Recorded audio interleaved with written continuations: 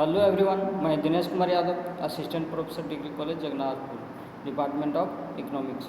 आज का मेरा एक क्लास सेमेस्टर 5 के अभ्यर्थियों के लिए बहुत ही इम्पोर्टेंट है।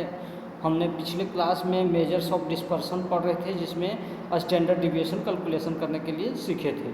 तो आज हम देखेंगे स्टैंडर्ड डिविएशन की क्या क्या विशेषताएँ हैं और विशेषताएँ के साथ साथ आज हम कोफिशिएंट ऑफ वेरिएशंस भी देख लेंगे, वहीं वेरिएंस भी देखेंगे और भी जो भी मेजर्स ऑफ डिस्पर्सन निकालने के लिए जो भी मेथड बच गए हैं उन सब चीज़ों पर चर्चा करेंगे।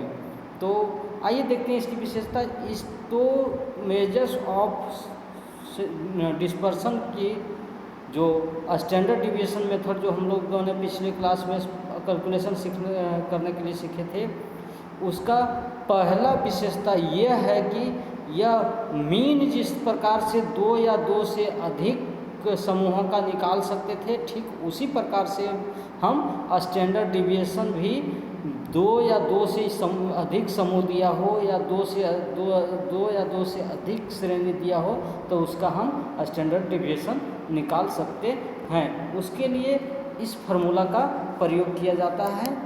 देख लीजिए, सिग्मा 1 2 का फार्मूला देख लीजिए। ये फार्मूला है, तो इससे हम सामूहिक परमाणु विचलन निकाल सकते हैं। तो इसका प्रथम विशेषता क्या है? सामूहिक परमाणु की कंबाइंड स्टैंडर्ड डिविएशन निकाला जा सकता है। तो यहाँ पे देख लीजिए, सिग्मा 1 2 यानी कि सामूहिक परमाणु विचलन की सिंबल है, वहीं सिग्मा 1 यानी कि पहले समूह का परमाणु विचलन और सिग्मा 2 इक्वल टू दूसरे सामूहिक समूह का परमाणु विचलन। और N1 N2 जो है वो पहले और दूसरे समूहों के मध्यों की संख्या दिया है, नंबर ऑफ आइटम को दिया है। इसमें D1 जो है पहले समूह के वास्तविक माध्य व सामूहिक मीन जो है यानी कि x बार 1 2 के बीच का अंतर को बतलाता है। ये क्या करता है? ये x बार 1 व सामूहिक x बार 1 2 के अंतर का डिफरेंस बताता है। D1 जो दिया हुआ है यहाँ पे, ये देख लीजिए, यहाँ D1 का प्रयोग किया गया है। देख लीजिए, D1 D2 का प्रयोग किया जाता है, जो पहले पद और दूसरे पद के बारे में बताता है। तो आइए देखते हैं इसको कैलकुलेशन करने के लिए। ये रहा इसका फार्मूला था। अब देख लीजिए, कंबाइंड मीन निकालने का ये फार्मूला हमने पिछले क्लास में मेजर्स ऑफ सेंट्रल टेंडेंसी में हम पढ़ चुके थे। एक बार इसको आप देख लीजिएगा फिर से। तो यहाँ पे देख लीजिए, D1 स्क्वायर जो है वो x1 और कंबाइंड x बार जो है यानी कि मीन 1 और कंबाइंड मीन का डिफरेंस को बतलाता है। तथा D2 जो है, D1 जो यहाँ पे D1 दिखा रहा था, D2 जो है वो क्या है? कंबाइंड मीन 1 और कंबाइंड मीन 2 के डिफरेंस का स्क्वायर को बतला रहा है। तो आइए देखते हैं इसको कैलकुलेशन करके। तो यहाँ पे देखिए, दो श्रेणी दिया है, श्रेणी 1 और श्रेणी बी, जिसमें नंबर ऑफ स्टूडेंट्स का 20 और 30 दिया हुआ है, यानी कि ए का 20 और बी का 30। वहीं माध्य ए का सेपरेट दिया हुआ है 80 और बी का माध्य 30 दिया हुआ है। अब यहाँ पे देख लीजिए, परमाप पिछला स्टैंडर्ड डिविएशन भी ए के लिए दिया हुआ है अलग और बी के लिए अलग दिया है, यानी कि ये डाटा हमें उपलब्ध है। अब क्या है, इससे हमें कंबाइंड मीन, यहाँ क्या कहता है? दोनों समूहों के माध्य तथा परमाप विचलन की गणना कीजिए। दोनों समूहों का कंबाइंड निकालने बोल रहा है।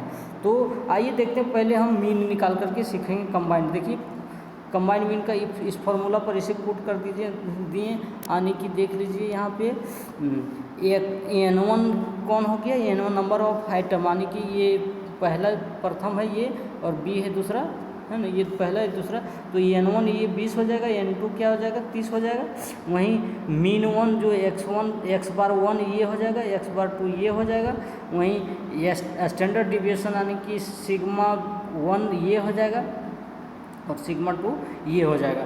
तो इस प्रकार से क्या है, हम फार्मूला में बैठा देते हैं। देखिए, कंबाइंड का फार्मूला में बैठा दीजिए, यानी कि 20 इंटू 80 को मल्टीपल कर दिए, यानी कि x बार 1 ये हो गया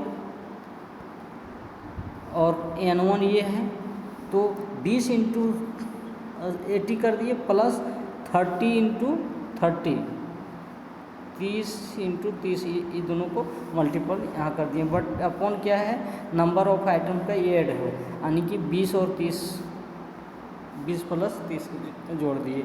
तो इस प्रकार से यहाँ पे देखिए x बार 12 आ जाएगा, 12 इक्वल टू कितना आ गया, 50 प्राप्त हो गया इसे कैलकुलेशन करने के बाद। अब हम देख लेते हैं, ये मीन निकालने के लिए हमने पिछले क्लास में भी सीख लिए थे मेजर्स ऑफ सेंट्रल टेंडेंसी में।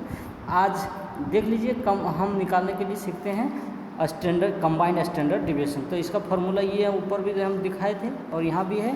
तो देख लीजिए यहाँ n1 कितना है, इतना है, स्टैंडर्ड डिविएशन 2 इतना था, है ना, स्टैंडर्ड डिविएशन 1, स्टैंडर्ड डिविएशन यहाँ देख लीजिए, सॉरी थोड़ा सा देखने की आवश्यकता है। स्टैंडर्ड डिविएशन 1 ये है 5.1, यहाँ देख लीजिए स्टैंडर्ड डिविएशन 1 ये है 5.8, यहाँ गलती मिसप्रिंट हुआ है, स्टैंडर्ड डिविएशन 2 लिखा हुआ है, ठीक ना, सिग्मा 2 लिखा हुआ है, वहाँ 1 करिए, नीचे में 2 होगा, ऊपर वाला में सब 1 1 होगा। तो इस प्रकार से D1 यहाँ ये रहा, है ना। इस प्रकार से दूसरा का यानी कि दूसरा श्रेणी का n2 यहाँ है, सिग्मा 2 इतना दिया हुआ है, D2 इतना है, D2 इतना है, ठीक ना, D1 इतना है। तो आइए इसको पुट करते हैं फार्मूला में। देख लीजिए स्टैंडर्ड डिविएशन का फार्मूला में यहाँ पे पुट कर दिया गया है, देख लीजिए ये रहा, इसे स्टैंडर्ड डिविएशन के सारे फार्मूला के अनुसार यहाँ सब पुट कर दिया गया है। अब इसका कैलकुलेशन करने के बाद इतना प्राप्त होता है, यानी कि इतना प्राप्त होता है। अब इतना का वर्गमूल जब हम निकाल देंगे तो फाइनल आंसर इस प्रकार से स्टैंडर्ड डिविएशन यहाँ निकल के आ जाएगा। ये रहा कंबाइंड स्टैंडर्ड डिविएशन हमारा निकल गया है। तो ये था कंबाइंड स्टैंडर्ड डिविएशन निकालने की तरीका। इसकी दूसरी विशेषता है, किसी भी श्रृंखला के वास्तविक माध्य एक्चुअल मीन से विचलन जब हम डिविएशन निकालते हैं कि वर्ग का जोड़ न्यूनतम होता है। जब हम उसका निकालते हैं तो उनका जो वर्गों का जोड़ होगा जो वो न्यूनतम होता है। यही कारण है कि परिमाप विचलन का माप माध्य से किया जाता है। यही कारण है, यानी कि न्यूनतम इन दोनों का डिविएशन जब निकालेंगे, एक्चुअल मीन से जब डिविएशन निकालेंगे तब जो वर्गों का अंतर होगा, इसका वर्ग जब हम करेंगे, यानी कि जब हम मीन निकालते थे तो अज्यूम्ड मीन लेते थे, लेकिन यहाँ नहीं, वास्तविक मीन से जब डिविएशन हम डी निकालेंगे तो इनका जब हम स्क्वायर करेंगे तो क्या हो, इन सब का जब जोड़ होगा, माइनस को अलग रखेंगे, प्लस को अलग रखते हुए अगर करेंगे तो इसका जोड़ जो होगा वो न्यूनतम होता है। इसका दूसरा विशेषता। और इसका तीसरा विशेषता यह है, क्रमानुसार अगर कोई आंकड़ा उपलब्ध है, जैसे कि 1 2 3 4 5 इस टाइप का अगर आंकड़ा क्रम से सब आंकड़ा दिया हो, तो अब क्या होता है, परिमाण विचलन का सूत्र जो होता है इस सूत्र पर हम निकाल सकते हैं। यानी कि अगर 100 तक भी दिया हुआ हो तब भी 1000 तक भी दिया हो, मानी कि कितनों भी लंबा दिया हो, तो हम इस फार्मूला में निकाल सकते हैं क्रमागत रूप से 1 2 3 4 5 6, मतलब इस प्रकार से जो है वो जितना तक जा सके उतना तक हम, यानी कि n तक जाएगा तब हम n तक निकालने के लिए सक्षम हैं। आइए देखते हैं इसे निकालने का इस फार्मूला का प्रयोग किया जाता है। सिग्मा इक्वल टू क्या होता है, रूट अंडर 1/20 इंटू n का स्क्वायर माइनस 1, इसका प्रयोग किया जाता है। आइए इसको एक एग्जाम्पल स्वरूप हम निकाल के हम देख लेते हैं। देखिए यहाँ प्राकृतिक संख्या जो है अंकों का 1 से 7 तक, मतलब 1 2 3 4 5 6 7 तक का हमें परिमाप विचलन स्टैंडर्ड डिविएशन निकालना है। तो क्या करेंगे, इस फार्मूला को हम प्रयोग करते हैं 1/12 इंटू क्या था, n का स्क्वायर था, तो n नंबर ऑफ आइटम कितना है 7 का स्क्वायर माइनस 1 कर दिए हैं। देख लीजिए यहाँ पे आगे देख लीजिए 1/7 का स्क्वायर अगर करेंगे तो कितना 49 माइनस 1 यानी कि 48 हो जाता है। तो इस प्रकार से इतना आता है। इतना का जो है 12 से जब डिवाइड करिएगा तो √4 आ जाएगा। तो 4 से का वर्गमूल निकालने के बाद क्या होता है, 2 यहाँ आंसर आ जाता है। तो ये रहा इसका तीसरा विशेषता था कि कोई क्रमागत रूप से दिया हो तो वो हम एक नए फार्मूले से हम इसे आसानी से बहुत जल्द निकाल सकते हैं। ये छोटा हम एग्जांपल देखे थे। अगर बहुत बड़ा हो, अगर 1 से लेकर के 2000 से निकालना हो, 2000 तक की निकालना हो, तो हम क्या करेंगे, नंबर ऑफ आइटम कितना हो जाएगा 2000, यानी कि इस प्रकार से फार्मूला का प्रयोग कर देंगे 1/12 इंटू नंबर ऑफ आइटम कितना हो जाएगा 2000, 2000 का स्क्वायर माइनस 1 कर देंगे, ठीक ना। अब 2000 का स्क्वायर कर दीजिए कितना हो जाएगा, वो मल्टीपल करके हम आसानी से निकाल सकते हैं। तो ये रहा इसका तीसरा था विशेषता। इसकी चौथा विशेषता यह है कि यदि श्रेणी के प्रत्येक मूल्य को अचर मूल्य यानी कि ये से गुना भाग जोड़ घटाव अगर किया जाए, जैसे गुना या भाग कर दिया जाए, तो परमाप विचलन भी ठीक उसी प्रकार से, जिस प्रकार से हम लोग मीन में भी देखे थे कि जिस प्रकार से गुना भाग करते थे, यानी कि श्रेणी को जो होता है जिस प्रकार से गुना भाग करते थे, जोड़ घटाव करते थे, उसी तरह उसका जो रिजल्ट आता था, मीन आता था, वो भी मल्टीपल हो जाता था। ठीक उसी प्रकार से यहाँ क्या आता है, उसका स्टैंडर्ड डिविएशन भी गुना भाग हो जाएगा। आइए देखते हैं करके। तो यहाँ एक समंक हमको दिया हुआ है, एक्स दिया हुआ है इतना, ठीक ना। तो इसे हम कैलकुलेशन करके देख लेते हैं। आइए यहाँ पे जो है हमने वहाँ ए गुना था को हम 2 से गुना करेंगे और 2 से भाग भी देंगे, 2 से विभाजित भी करेंगे। देखिए 2 तरीके से निकालेंगे। यहाँ एक्स दिया हुआ है, ठीक है। तो एक्स का देखिए हम विचलन निकाल लिए, स्मॉल एक्स निकाल लिए। देख लीजिए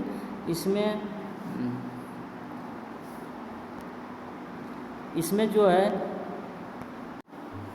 देख लीजिए, इसका डिविएशन निकालने के लिए हम क्या करते हैं, डिविएशन या स्टैंडर्ड डिविएशन निकालने के लिए सबसे पहले हम लोग मीन निकालते थे। तो देखिए मीन आ गया 10 आ गया। अब इसका ये डिविएशन डिफरेंस निकाल देते हैं। देख लीजिए 10 यानी कि 10 - 7 3 आ जाता है, 10 - 9 -1 आ जाता है, 10 - 9 -1 आ जाता है, अब 15 - 10 5 आ जाता है।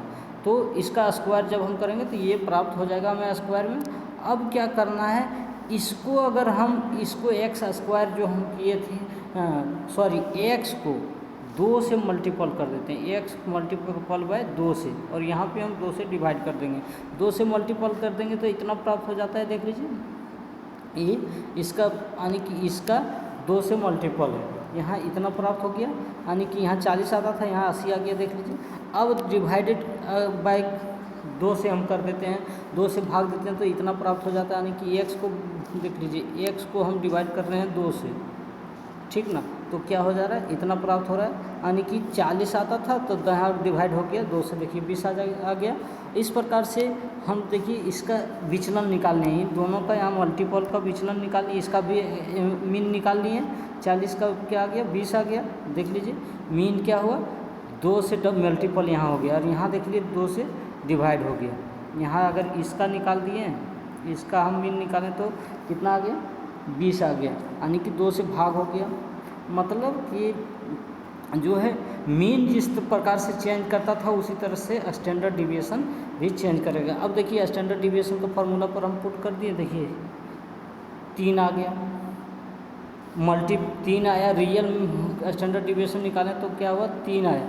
अब देखिए यहाँ 2 से मल्टीपल किए तो यहाँ देखिए 2 से मल्टीपल हो जा रहा है, फाइनल 3 का 3 दूना 6 हो जा रहा है, और यहाँ देखिए 2 से डिवाइड हो जा रहा है, 3 का आधा 1.5 आ जा रहा है। तो इस प्रकार से चेंज करता है, मल्टीपल या डिवाइड अगर हम करते हैं जितने अंकों से उतना ही उसका आंसर, मतलब एक्स को जितना से हम मल्टीपल करेंगे उतना उसका आंसर में भी चेंजिंग आएगा।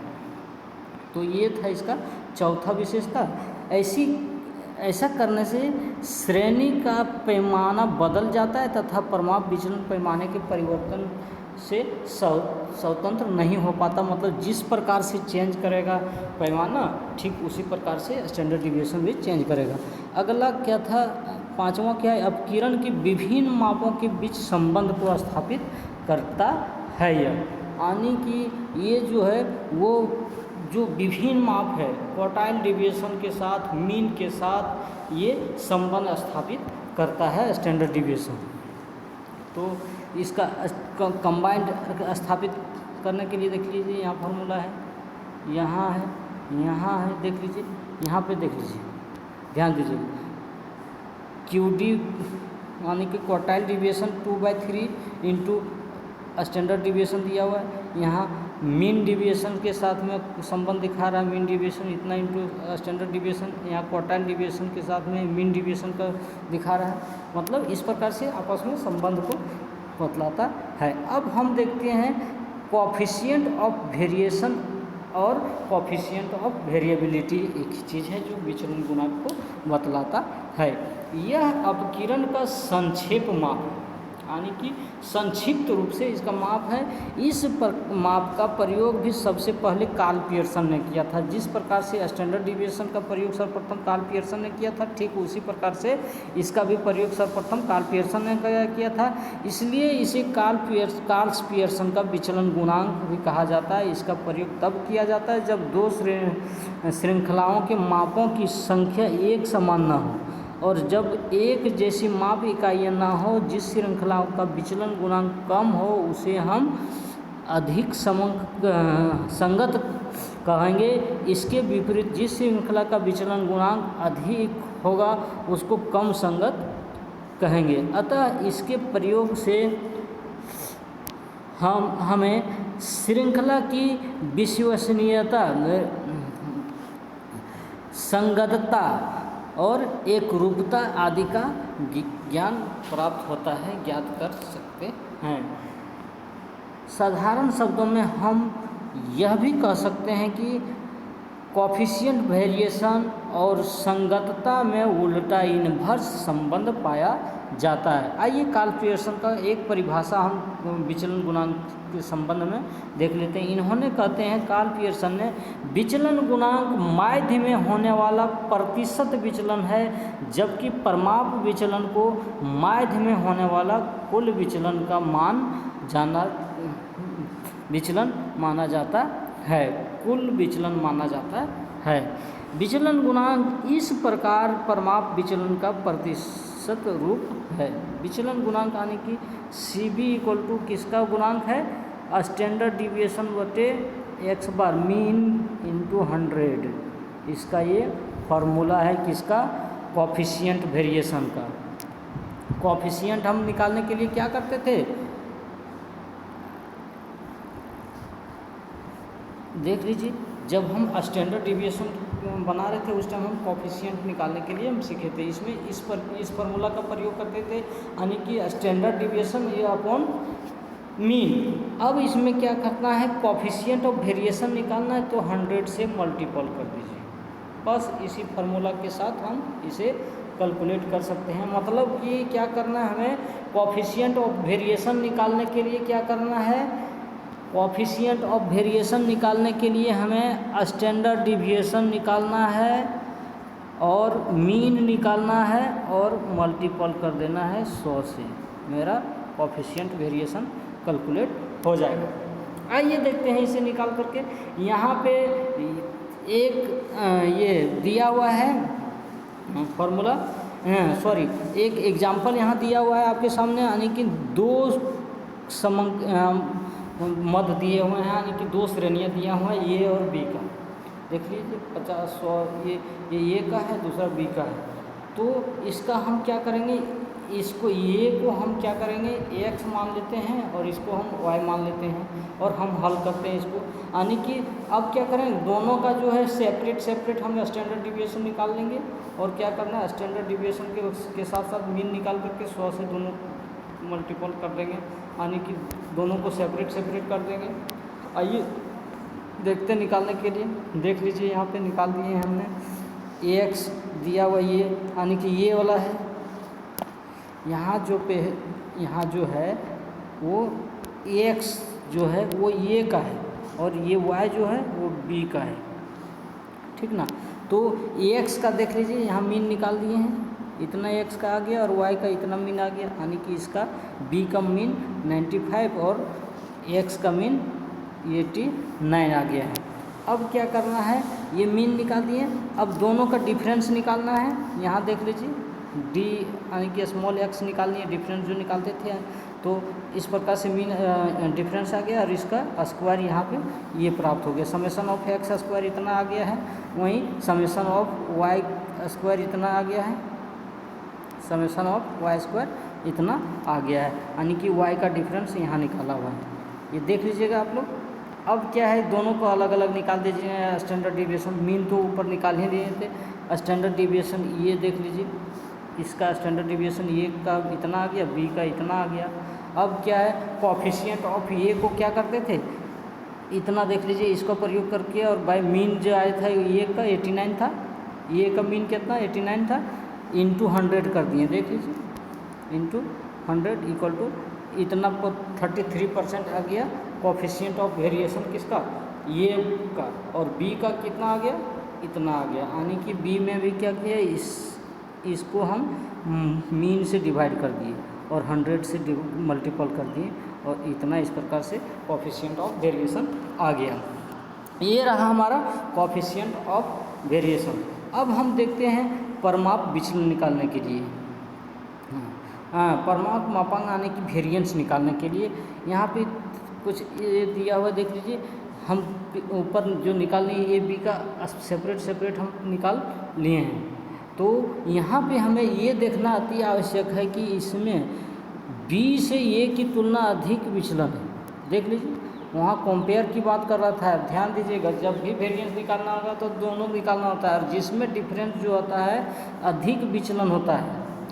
यहाँ क्या कर रहा है, बी में ए की तुलना में अधिक विचलन है, इसलिए ये अधिक संगतपूर्ण है, इसमें जो है विचलन अधिक है, इसलिए ये अधिक संगतपूर्ण है और ये कम संगतपूर्ण है, अर्थात बी अधिक निपुण तथा ये अधिक संगतता पाई जाती है, ये में अधिक संगतता पाई जाती है। ध्यान दीजिएगा, ये अति आवश्यक है आपको जानना कि जिसमें डिफरेंस अधिक होगा उसमें ये मतलब दूसरे की अपेक्षा अधिक संगतता प्राप्त होता है। आइए विचलन मापांक को हम देखते हैं। तो विचलन मापांक जो है वो परमाप विचलन के वर्ग को विचलन मापांक भी कहा जा सकता है। परमाप विचलन के वर्गों को, इसका मतलब स्क्वायर जब हम कर देंगे, इसको हम स्क्वायर कर देंगे तो इसी को हम ये शॉर्ट में थोड़ा सा संक्षिप्त रूप में आज जान लीजिए। तो क्या होता है, मापांक विचलन वेरिएंस जो होता है वो क्या करते हैं, हम स्टैंडर्ड डिविएशन का स्क्वायर को करते हैं, यानी कि SD का स्क्वायर ही है क्या है आपका वेरिएंस। या तो ऐसे लिख सकते हैं रूट अंडर वेरिएंस, ऐसे लिख सकते हैं, या फिर ऐसे लिख सकते हैं। तो इस प्रकार से स्टैंडर्ड डिविएशन का स्क्वायर ही वेरिएंस माना जाता है। तो आज का वीडियो थोड़ा लंबा हो रहा है, आज इतना ही।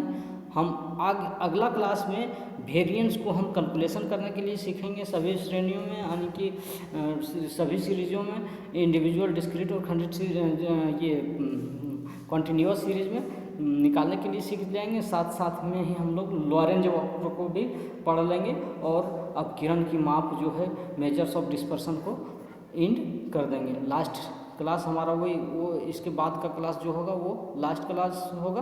तो इसमें हम PDF फाइल, इसका नोट्स का PDF फाइल हम दे दिए हैं, लिंक अपने डिस्क्रिप्शन बॉक्स में, आप वहाँ से डाउनलोड कर सकते हैं। और ये आपके लिए बहुत ही इम्पोर्टेंट क्लास था, ये स्टैंडर्ड डिविएशन से, कैलकुलेशन से भी और थ्योरी से भी, यानी कि विशेषता, गुण, दोष, परिभाषा से भी क्वेश्चन आते हैं। तो आप इसको अवश्य पढ़ें और सीरियसली पढ़ें। एग्जाम ऑफ व्यू से वेरी वेरी इम्पोर्टेंट क्वेश्चन है, इम्पोर्टेंट टॉपिक है। तो आज इतना ही, थैंक यू, धन्यवाद, आपका दिन शुभ हो।